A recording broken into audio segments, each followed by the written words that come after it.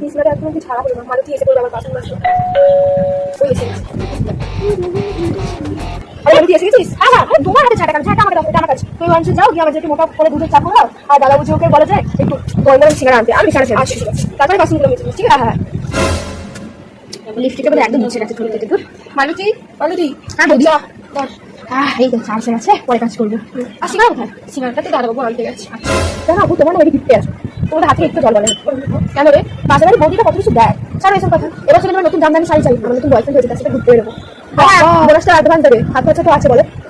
তোর দিনে দিন হাত লম্বা হয়েই যাচ্ছে রে মালতী। পুরোনো হয়েছে, একটু হাত লম্বা না করলে হয়, আর তোর হাতে কিছু জলই গলে না, এইটুকুনি চেঞ্জই না আমার। থাক থাক বৌদি, মনে তো দেবে দেখি। এখনো 3 মাস পুজো বাকি, একদম বোনাস বোনাস করে মাথা খারাপ করবে। তুই আমার বোনাস শিক্ষা দরকার। 3 মাস বাকি, তোমার 3 মাস কতগুলো কাজ হবে না? তো দাদাবাবুর এখন শরীর খারাপ, তুমি টাকাটা দেওয়া যাবে। তোমাদের সব বড় বড় একই কাহিনী, তোমাদের পুজোর সময় মিলিয়ে যায়। এটা বোনের সাথে মায়ের ওটা কাজ আছে না, বেড়া থেকে।